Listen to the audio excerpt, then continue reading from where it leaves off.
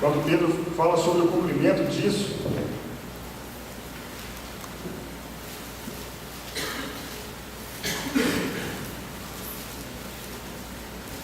versículo 32. Atos, versículo 30, Atos 2, 32. A esse Jesus, Deus ressuscitou, do que todos nós somos testemunhas, exaltado, pois, à destra de Deus, tendo recebido do Pai a promessa do Espírito Santo, derramou isto que vedes e ouvis. Aqui está o cumprimento. Em Atos capítulo 2, os versículos anteriores, então, houve um acontecimento, irmão, que marcou a história da igreja, que marcou a vinda do Senhor Jesus ao mundo. Sim, pela morte, pela vinda do Senhor, nós nos tornamos salvos. Nós, pelas Escrituras, nós sabemos que se cremos, quando cremos em Jesus, temos a vida eterna, sim, mas Atos capítulo 2 é uma promessa que tinha que se cumprir. Pedro está falando, olha, vocês então se levantaram contra o exaltado, contra aquele que foi escolhido, mas ele cumpriu a sua promessa, ele recebeu do Pai a promessa do Espírito Santo e derramou isso que vocês vedes e ouvis. O que tinha acontecido? Então, Atos capítulo 2 fala sobre isso, nós já sabemos disso. Pentecostes, não é isso? Pentecostes, manifestação do Espírito Santo descendo sobre aqueles homens com línguas de fogo. Alguns passaram a falar em outras línguas, segundo o Espírito que concedia que falasse. Então houve um alvoroço ali no meio daquele povo que viu aquela cena, aquele acontecimento. Olha, estão bêbados, olha essa hora do dia, estão bêbados, estão embriagados. Mas então se cumpriu a promessa do Pai. E o próprio Senhor então disse que seria o batismo, ou os profetas, e algumas pessoas disseram que é o batismo com o Espírito Santo. Então, quando Lucas fala desse assunto, sobre esse fenômeno, e Paulo também fala desse fenômeno, são duas maneiras diferentes de falar do mesmo assunto. Por que Paulo então não cita batismo com o Espírito Santo? Mencionamos aqui.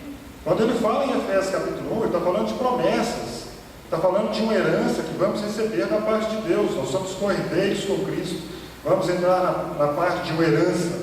Então, o termo mais apropriado é selo, mencionamos isso. A palavra mais apropriada para quando se fala em herança, quando se fala em herdar alguma coisa, você ser cordeiro, o selo fica mais apropriado. Amém? Então, dissemos até aqui então, o selo do Espírito Santo é o mesmo que batismo com o Espírito Santo. Em alguns casos, houve um intervalo. Em uma situação específica, não houve intervalo. Irmãos, mas tenham em mente que o próprio Pedro diz aí no versículo 39, e é muito importante para nós, Atos 2, 39. Pois para vós outros, ele está falando para aquelas pessoas que perguntaram, então o que nós vamos fazer? O que nós temos que fazer? Como nós vamos? O que nós temos que fazer diante de tudo isso? Então Pedro responde, para vós outros, Pedro então no versículo 37, 38, respondeu-lhes Pedro, arrependei-vos e cada um de vós seja batizado em nome de Jesus Cristo para a remissão dos vossos pecados e recebereis o dom do Espírito Santo. Pois para vós outros é a promessa, para vossos filhos é a promessa, e para todos os que ainda estão longe, isto é, para todos quantos o Senhor nosso Deus chamar, também é essa promessa. Então Paulo, quando escreve para os Efésios, o Espírito Santo da promessa. Irmãos, repito, não é um assunto fácil, mas nós não podemos deixar de ter essa experiência com o Espírito Santo. Eu sei que alguns podem dizer, podem perguntar, eu não sou crente? Não pense nisso. Você tem o Espírito Santo. Se um dia você creu em Jesus, você tem o Espírito Santo. Não o assunto que nós estamos tratando, referindo-se a Efésios capítulo 1, versículo 13 e 14. Aquele selo do Espírito, aquela experiência. Nós vamos ler pelas Escrituras hoje o que aconteceu para nós entendermos melhor esse assunto. Então podemos dizer que se pode ser cristão sem ter o selo, mas não se pode ser cristão sem o Espírito Santo. E o mal entendido de todo esse assunto, toda essa questão de batismo com o Espírito Santo, ou selo com o Espírito Santo, iniciou-se, lógico, na história da igreja teve vários períodos a respeito disso, mas no final do século, 2 séculos atrás, no final de 1800, no século XIX, levantou-se um movimento contra esse ensino que deve ser experimental, que você tem que ter uma experiência. Então, alguém escrevendo livros ou através de ensinos, baseado no versículo de 1 Coríntios, capítulo 12, versículo 13, e daí então surgiu esse pensamento que você crê, você tem o selo, você tem o batismo, você recebe inúmeras coisas, foi a partir desse versículo na história da igreja. 1 Coríntios, capítulo 12, versículo 12, primeiramente.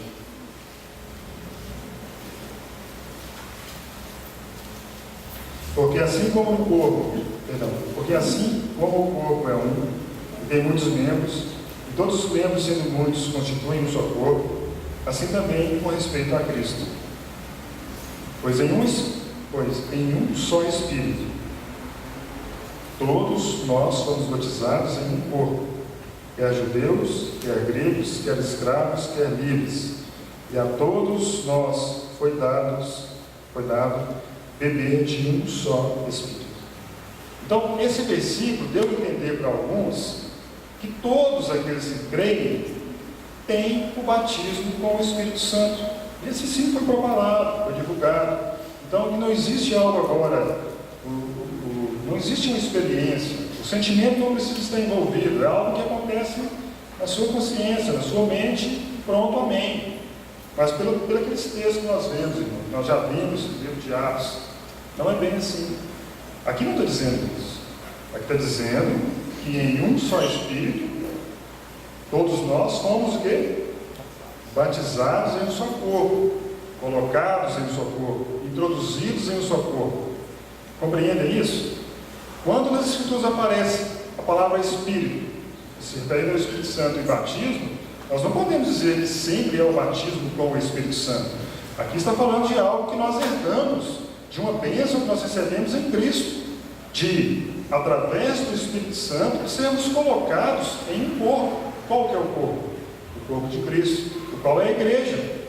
Mas não está dizendo que nós somos batizados pelo Espírito Santo, daquela maneira de Atos capítulo 2. Compreende? Então, a partir desse houve-se então o ensino de que o batismo, você recebe o batismo, você recebe o selo quando você crê. Irmãos, aqui está falando de uma herança, aqui está falando a respeito de Deus colocar todos, o versículo 12 fala sobre isso. Assim como o corpo é um, e tem muitos membros, e todos os membros, sendo muitos, constituem o seu corpo, assim também com respeito a Cristo. Então, o Espírito Santo pega todos aqueles que creem, já mencionamos isso aqui, já mencionamos isso no livro de Efésios. Paulo já falou isso para os Efésios. Olha, vocês foram escolhidos, vocês foram predestinados. Deus escolheu vocês antes da fundação do mundo e colocou vocês um corpo. Já mencionamos isso nos primeiros versículos de Efésios. Através do Espírito Santo, ou pelo Espírito Santo, todos aqueles que creram foram colocados em um corpo. Foram batizados em um corpo. Compreendem isso? A palavra batizado, ou batismo, quando mencionado junto com o Espírito Santo, nem sempre é batismo com o Espírito Santo, irmão. E a palavra batismo também tem que ser bem entendida. Ela nem sempre tem o significado que nós pensamos. Batismo com água, batismo com fogo. O Senhor Jesus disse o seguinte certa vez: olha, eu vou ter um batismo. Lembra que eu disse certa vez? Olha, tem um batismo que eu tenho que passar por ele. Qual era o batismo que eu estava dizendo? Se ele já tinha sido batizado, quando ele foi até João batizou ele, mas depois, no decorrer do seu ministério, olha, eu me angustio, porque tem um batismo pelo qual eu vou passar por ele. Eu vou passar por esse batismo, mas ele estava se referindo ao quê? Ao que ele haveria de sofrer, a morte que ele haveria de sofrer em prol daqueles que ele viessem a crer. Ele não está falando sobre entrar nas águas, ou o Espírito Santo descer sobre ele, batizando-o com o Espírito Santo. Não, isso já tinha acontecido. Ele foi batizado nas águas por João Batista. Nós já mencionamos isso aqui. Em Lucas fala que ele entrou no templo, abriu a sinagoga, ele entrou, abriu o livro e leu: o Espírito Santo está sobre mim, porque ele me ungiu para isso, aquilo e outro. Fechou o livro, fechou o tomo e disse: isso se cumpriu hoje. Ele já tinha sido selado. Já mencionamos aqui que ele também, no capítulo 7 de João, disse: olha, quando ele, capítulo 6 e 7, quando ele está conversando com aquelas pessoas, ele fala assim: olhem para o selo, olhem para o selo que Deus colocou sobre mim. Tudo bem, vocês vejam as obras. Tudo que eu faço tem o selo de Deus. Mencionamos isso aqui. Então, o Senhor Jesus já tinha o batismo. Já tinha sido selado com o selo do Espírito. Mas ele fala de batismo que deveria ter. Então, o termo muitas vezes é mal compreendido. E aqui em 1 Coríntios capítulo 12, versículo 13, em um só Espírito todos nós somos batizados em um corpo, irmão. Isso não quer dizer batismo com o Espírito Santo. Está querendo dizer que pelo Espírito, ou através do Espírito, todos aqueles que creram foram colocados em um só corpo, quer judeus, quer gregos, quer escravos, quer livres, não há distinção. Todos aqueles que creram em qualquer face da terra foram introduzidos no corpo de Cristo. Não há diferença, nós não podemos fazer agora acepção desse ou daquele. Não, todos agora pertencem a Cristo. Foram batizados pelo Espírito no corpo, foram introduzidos no corpo. Então, infelizmente, a partir desse texto, muitos se extraviaram e disseram que o batismo com o Espírito Santo, ou ser com o Espírito Santo, acontece no ato de crer. Pode acontecer, como vimos. Pode acontecer. Aconteceu com Cornélio, aqueles que estavam legitimamente ouvindo a pregação de Pedro. Aconteceu simultaneamente. Creram, receberam, foram batizados. Pode acontecer. Irmãos, então também houve um homem chamado Robert Sanders, em 1718. Ele pregou, ou ele pregava, isso foi quando alguns dos irmãos mais conhecidos, Whitefield, John Wesley, ele pregou que tudo é pela fé. Tome-o pela fé. Tudo é pela fé. Tudo que acontece na vida do cristão agora é pela fé. E isso também influenciou negativamente muitos dos filhos de Deus. Porque essa experiência, essa intimidade com Deus, esse penhor, esse primeiro pagamento que vai ser nos dado no porvir, foi deixado de lado. E diz, como diz alguns irmãos, se você acredita que é dessa forma, que tudo agora é pela fé, você pode apagar o Espírito. Porque existem manifestações do Espírito na vida do cristão. Quando nós abrimos 1 Coríntios capítulo 12, aí, no versículo 4, ora, os dons são diversos, mas o Espírito é o mesmo. 5, e também a diversidade dos serviços, mas o Senhor é o mesmo. E há diversidade nas realizações, mas o Senhor Deus é quem opera tudo em todos. A manifestação do Espírito é concedida a cada um, visando um fim proveitoso. Irmãos, isso aqui também não é experimental? Isso aqui também agora é psicológico? Se tudo é pela fé, se tudo é na mente, se tudo não deve ser experimentado, não deve existir, não é palpável? Compreende? Então nós dizemos aqui, repetimos, você creu, você tem o Espírito Santo, mas você precisa de receber ou de experienciar essa promessa do Pai. É para os filhos? Sim. É para você, judeus? Sim. É para os filhos de vocês? Sim. É para todos aqueles, quantos o Senhor nosso Deus chamar. Essa é a promessa.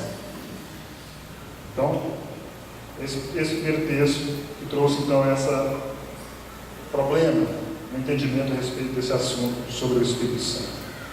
Tanto esse ensino baseado nesse versículo, como esse homem também, muito antes, né, 1718, século XVIII, já levantou-se dizendo que tudo era pela fé. Atos capítulo 2, eu pergunto para os irmãos, foi algo da mente ou teve uma experiência? Isso é fácil, né? Foi algo experimental ou foi tudo na base do pensamento?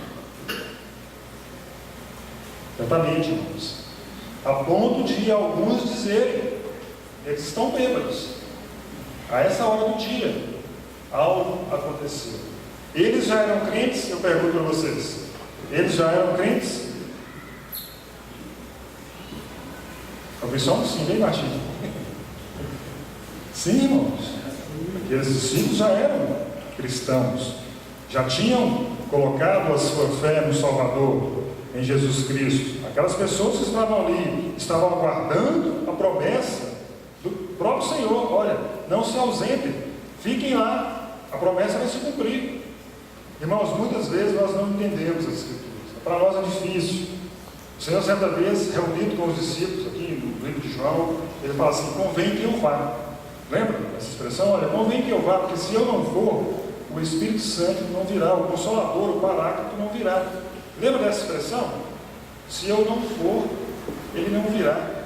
Agora, é muito constrangedor para os discípulos, certamente foi, muito difícil para eles, que eles tiveram um relacionamento estreito com o nosso Senhor.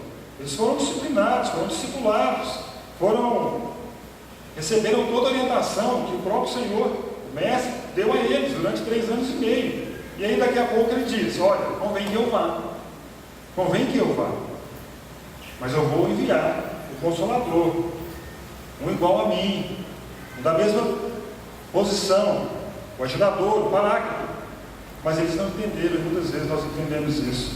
Certo irmão diz o seguinte: quando eles experimentaram a promessa do Pai, é como se fosse, entendam bem, expressão do irmão, melhor do que o Senhor Jesus estivesse com eles. Porque até então, quando o Senhor estava com eles, sim, era muito bom, sim, tinha o Espírito Santo, sim, tinham, sim, mas o Senhor diz: convém que eu vá, ou seja, é bom que eu vá, que vocês vão ter uma experiência que vai ser diferente. Parafraseando, vocês vão ter uma experiência que vai ser algo íntimo, e vocês não vão esquecer daquilo que vai acontecer com vocês. E de fato aconteceu. De fato aconteceu. A experiência dos discípulos em Atos capítulo 2 foi totalmente diferente do que eles tiveram com o Senhor ainda em vida. Eles viram sinais, sim. Os espíritos, os demônios, os espíritos se submetiam a eles, sim. Mas algo que aconteceu dentro deles, ali a experiência deles, do próprio Deus se manifestar na vida daqueles discípulos, irmão, é totalmente indescritível. Mas aí, porque não aconteceu comigo, ou não aconteceu com você, ou parece que não está acontecendo, nós não queremos acreditar. Mas é uma doutrina que está na Bíblia. Irmãos, os discípulos ficaram cheios do Espírito Santo, as pessoas sim ficaram comovidas, viram algo diferente. O Pedro já não era o Pedro, o João já não era mais o João, os apóstolos já não eram mais aqueles conforme eles eram. Algo diferente. Mas Pedro, um iletrado, olha o que aconteceu, olha só a mudança na vida de Pedro, depois que ele experimentou então esse batismo com o Espírito Santo, ou o selo com o Espírito Santo, como temos dizendo, mudou existencialmente a vida de Pedro e dos demais apóstolos. Quando nós abrimos então Atos capítulo 2, ou a partir do Atos capítulo 2, e quando nós lemos mencionado a respeito do Espírito Santo, irmão, isso não te comove, não? Mas eu quero isso. Certamente que nos comove. Abra por um instante. Atos capítulo 2.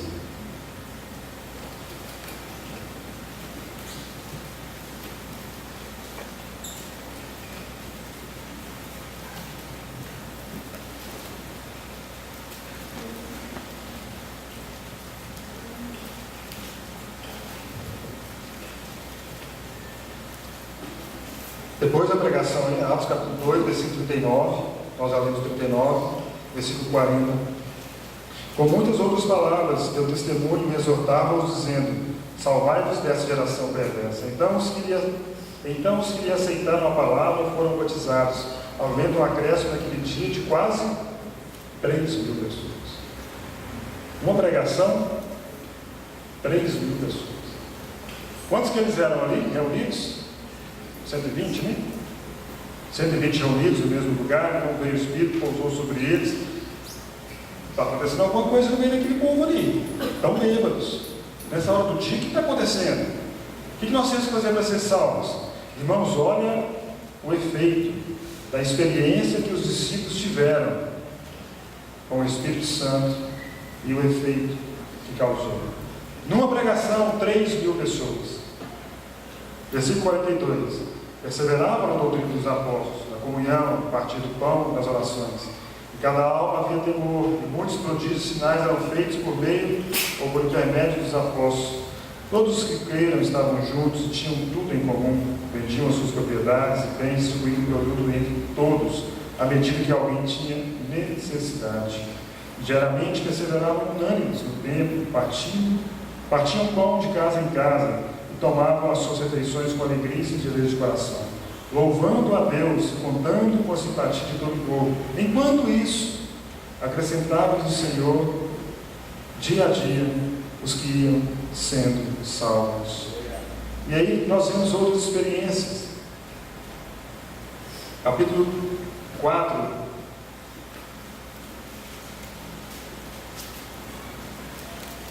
versículo 31. Tendo eles orado, tremeu o lugar, depois da libertação de Pedro. Estavam reunidos, tendo eles orado, tremeu o lugar onde estavam reunidos. Todos ficaram cheios do Espírito Santo e com intrepidez anunciavam a palavra de Deus. Da multidão dos que creram, era um o coração e a alma. Ninguém considerava exclusivamente sua nenhuma coisa que possuía. Tudo, porém, era comum. Com grande poder os apóstolos davam testemunho da ressurreição do Senhor Jesus, e em todos eles havia abundante graça. Irmão, esse é o efeito da experiência com o Espírito Santo.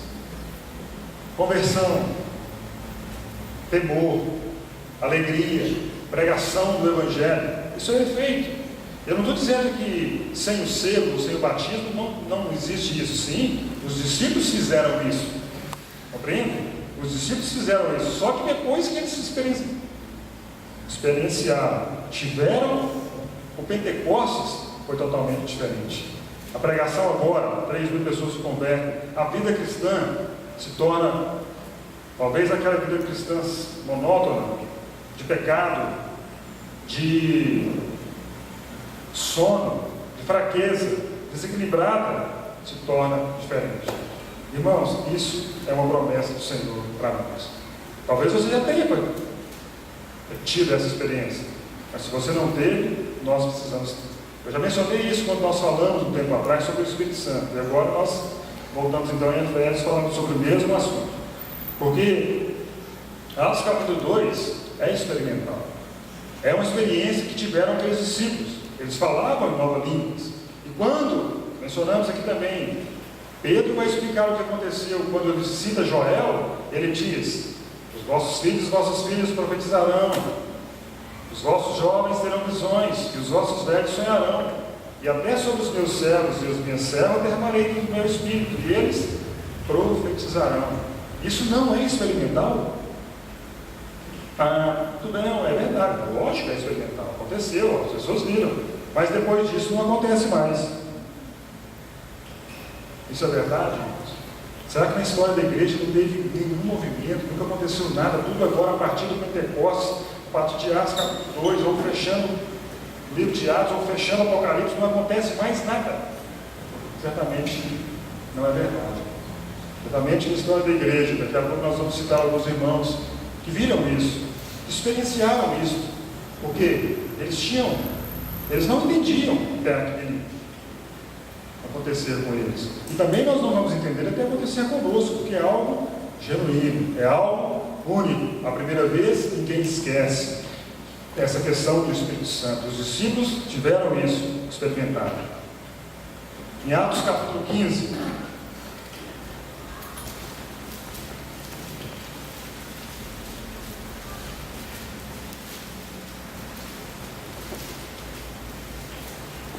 versículo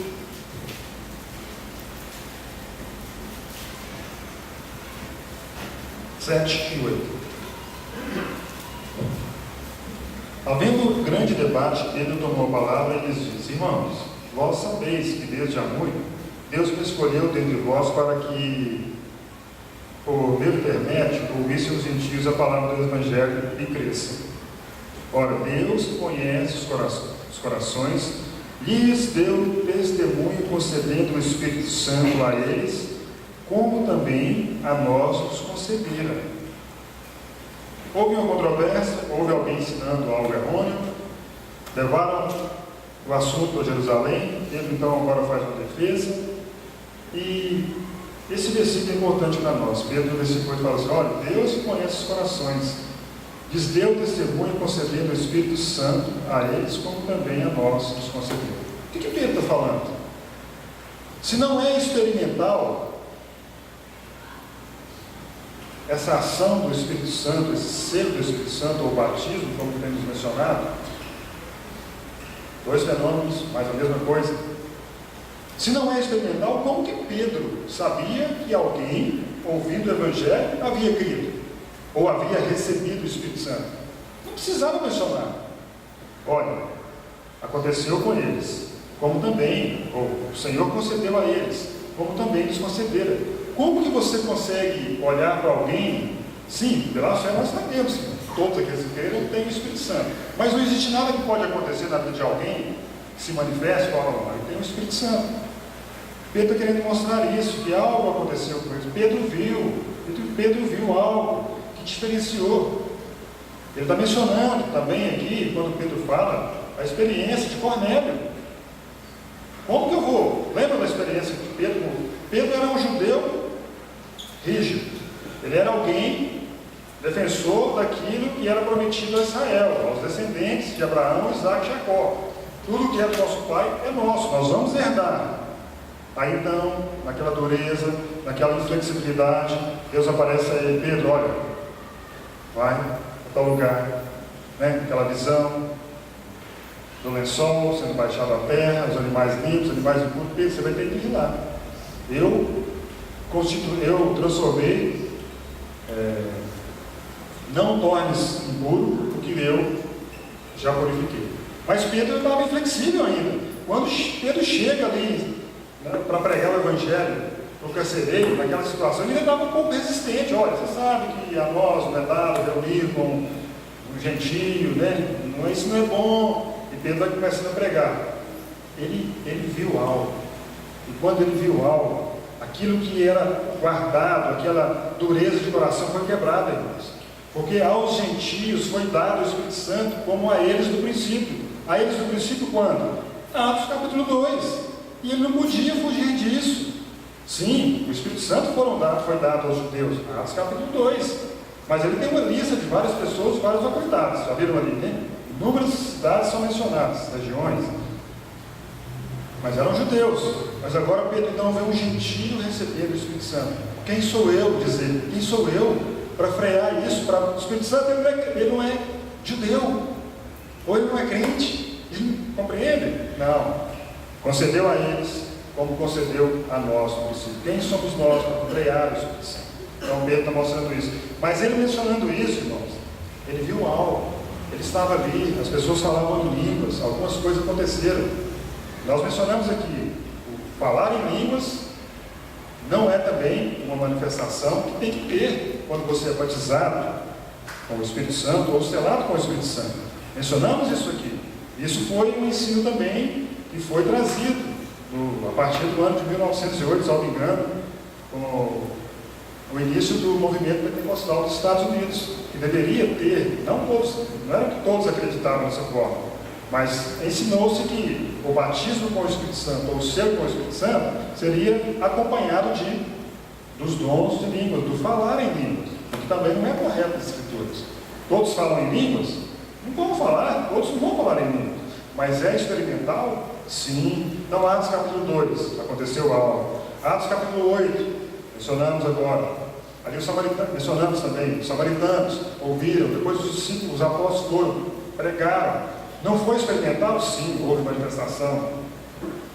Atos capítulo 9, o próprio apóstolo Paulo também experimentou. Atos capítulo 11, mencionamos então, Cesaré de Filipe. Pedro está mencionando aqui, no capítulo 15, sobre isso. Gálatas capítulo 13, irmãos.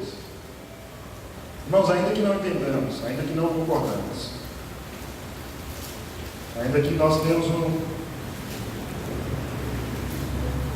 nos apegado ao entendimento, nós não podemos ir contra as Escrituras, de maneira alguma.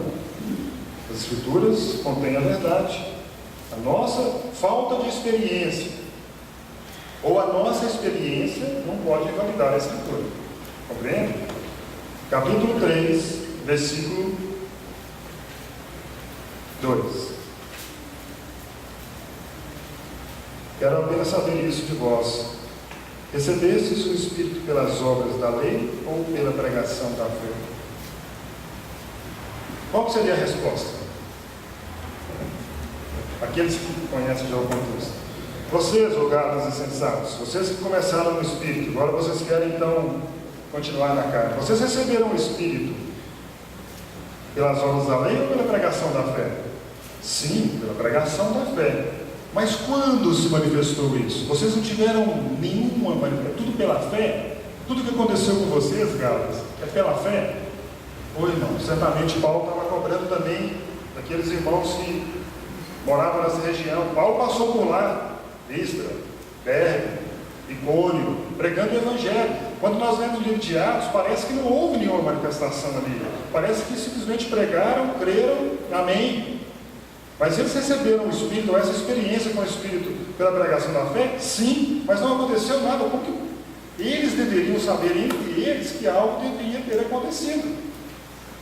Irmãos, e o versículo mais contundente, diante disso que nós estamos falando, é um assunto difícil, se encontra em Romanos, capítulo 8.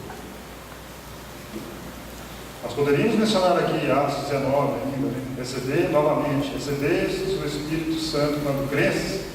Não recebemos. Nem sequer ouvimos falar que existe o Espírito Santo. Mas eles eram crentes? Sim. Ouviram a pregação a respeito de João, que João falou que viria o Salvador, o Cristo. Eles creram. Irmãos, então o versículo mais contundente para você e para mim está em Romanos 8, versículo 16.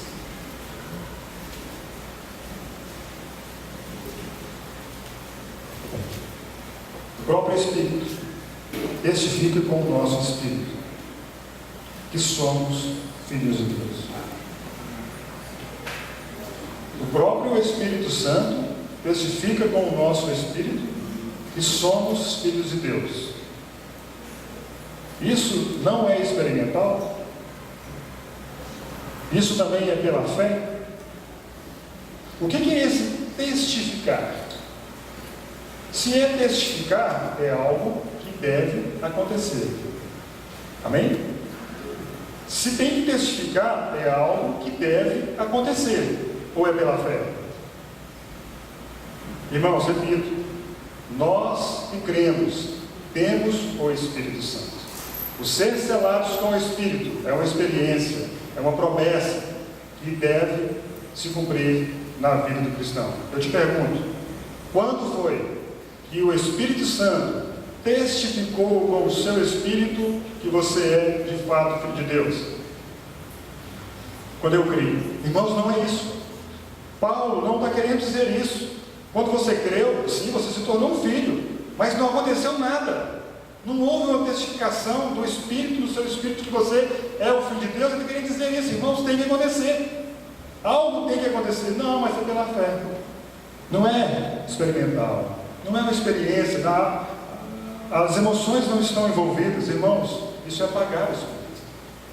Isso é nós deixarmos o Espírito Santo de lado. Espírito Santo, eu acredito que você existe. Eu acredito que você é Deus. E eu acredito que você já testificou que eu sou. Mas quando? Não aconteceu nada.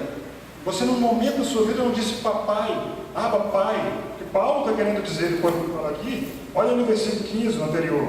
Porque não recebeste o espírito de escravidão para viveres outra vez, atemorizados, mas recebeste o espírito de adoção, baseados no qual clamamos, Abba, Pai. Quando você vai em Gálatas falando sobre o mesmo texto de adoção, fala sobre isso, Abba, Pai. Então, quando você diz pai, papai, o pai, nada acontece. Ô irmãos, isso aqui é contundente. Nós não podemos dizer que o Espírito Santo testificando é pela fé, simplesmente pela fé. Algo vem contra nós. Mas se aconteceu, amigo, se aconteceu com você, irmão, amém, glória a Deus. Glória a Deus por isso. Se não aconteceu, não está dizendo que você não é filho de Deus, mas vai chegar um momento que você vai ter a experiência, quer seja por profecia, por visão, por sonho, ou por falar em línguas. Nós não podemos limitar o Espírito, mas vai acontecer, porque é uma promessa para quantos o Senhor nosso Deus chamar. E pelo avançado, eu gostaria de mostrar então algumas citações de alguns servos de Deus que passaram por essa experiência. Irmãos, não precisaria. Nós já temos aqui nas Escrituras inúmeros exemplos. Nós temos a experiência de Paulo. Subiu ao terceiro céu, mencionamos aqui, né? Ele teve o quê? Uma visão. Olha, eu passarei as visões e revelações do Senhor. Isso não é uma experiência? Paulo não foi batizado com o Espírito Santo, não. Ele não. Eu acho que não. Mas o manifestar do Espírito Santo, quando diz Joel, no batismo, ou recebendo o Espírito Santo, Pedro explicando o que queria acontecer? Visões. Vossos jovens terão visões. Paulo teve uma visão? Teve. Então Paulo foi batizado com o Espírito Santo? Foi. Entenderam o raciocínio? Ou não? É simples, irmão. Lá em 2 Coríntios capítulo 12 fala isso. Olha, eu vou passar as revelações e as visões que eu tive do Senhor. Conheço um homem do corpo, ou fora do corpo, não sei, Deus o sabe, foi ao terceiro céu e recebeu algumas visões, revelações que ao homem não é referido, não é lícito referir. Ô irmãos, olha aí a experiência de Paulo. Nós poderíamos parar com essa experiência, mas eu gostaria de citar alguns escritos de alguns irmãos a respeito desse assunto. O primeiro deles é Thomas Goodwin. Alguns irmãos puritanos na história da igreja que se levantaram, então, mostrando que não é simplesmente algo psicológico, não é simplesmente algo que você agora crê, você recebe, porque nós vamos chegar no ponto do livro de Efésios, irmãos, que vai falar sobre encher do Espírito, sobre você ser cheio do Espírito Santo. E agora também não é experimental? Agora nós então estamos seguindo o santernanismo. Tudo agora é pela fé. Mas ao contrário, Romanos 8, o Espírito testifica com o nosso Espírito que somos filhos de Deus. Tem que haver esse momento ímpar, esse momento da vida do cristão. De repente você converteu, você tem pecado, você está frio, algo vai acontecer com você. E aconteceu com inúmeros dos irmãos na história da igreja. Então, no século XVII, então nós temos alguns puritanos, Thomas Goodwin, John Owen, Charles Simeon, Charles Hodge, John Wesley, George Field. Esses já estão mais para frente. Então podemos dizer, o resumo daquilo que nós falamos até agora. Podemos dizer que se pode ser cristão sem ser do Espírito, mas não se pode ser cristão sem receber o Espírito Santo. O Espírito Santo age, nos convence do pecado, está conosco, mas o selo ou o batismo é outra situação. Thomas Goodwin, na sua experiência, ele cita, ou alguém escreve sobre ele, há uma luz que vem e se apodera da alma do homem. Ele assegura de que Deus é dele e ele é de Deus, e de que Deus o ama desde toda a eternidade. É uma luz que transcende a luz da fé comum. É o segundo bem depois do céu. Você não obtém mais nada, não poderá obter nada mais, enquanto não chegar ao céu. John Wesley é algo imediato e direto, não o resultado de uma reflexão ou argumentação. Pode haver um antigozo de alegria, de paz, de amor, não ilusório, mas vindo realmente de Deus, muito antes de termos testemunho em nós mesmos. E a experiência, que ele teve lá nesse endereço aí, na Aldergeist, em Londres, em 1738. Senti meu coração estranhamente aquecido. Senti que confiava em Cristo, unicamente em Cristo, para a salvação. E me foi dada a certeza de que Ele tinha removido os meus pecados. Sim, os meus. E me salvaram da lei do pecado e da morte. Irmãos, lembremos que esses irmãos, essas pessoas citadas, já eram crentes. John Flavel, também no século XVII, assim seguindo o seu caminho, seus pensamentos começaram a volumar-se e a subir cada vez mais alto, como as águas da visão de Ezequiel, até que finalmente se tornaram antigosos das alegrias celestiais. E tal plena certeza do seu interesse nisso, que ele perdeu completamente a visão e a percepção deste mundo, e de todos os interesses deste mundo, e por algumas horas não sabia mais onde estava, como se estivesse em profundo sono em seu leito. Chegando exausto a certa fonte, sentou-se, lavou-se, desejando ardentemente que, se fosse do agrado de Deus, que ele podia ser o lugar de sua partida deste mundo. Aos seus olhos, a morte tinha um rosto mais amigável que ele já contemplara. exceto o rosto de Jesus Cristo, que tinha realizado isso, e embora acreditasse que estava morrendo, não podia lembrar-se de ter tido um só pensamento sobre sua querida esposa, seus filhos ou qualquer preocupação terrena. Chegando à sua hospedaria, a influência continuou banindo o sono. Ele se sentiu cada vez mais transbordante da alegria do Senhor e ficou parecendo um habitante do outro mundo. Muitos anos depois, ele ainda dizia que aquele dia fora um dos dias do céu. Dizia que por aquela experiência ele entendeu mais da luz do céu que por todos os livros que ele tinha lido ou pelos descobrimentos que a respeito agradavam. Jonathan Edwards. Esse homem, esse irmão, ele é considerado, depois de Sócrates, Platão e Aristóteles, os pilares da filosofia, esses três aí, um dos maiores filósofos que existiu na história do mundo. Jonathan Edwards. Mas ninguém conhece ele. Quem conhece ele? Alguns, né? Mas o Platão você conhece, né? O Sócrates também, o Aristóteles, mas esse irmão foi um dos grandes homens considerados um dos maiores filósofos depois desses três. Uma vez, quando eu cavalgava pelas florestas para o benefício da minha saúde, em 1757, eu tapeado do meu cavalo num lugar retirado, como sempre eu fazia, para buscar a contemplação divina e oração, tive uma extraordinária visão da glória do Filho de Deus, como mediador entre Deus e o homem, e sua maravilhosa, grande, plena, pura e suave graça e amor, e de sua terna e gentil condescendência.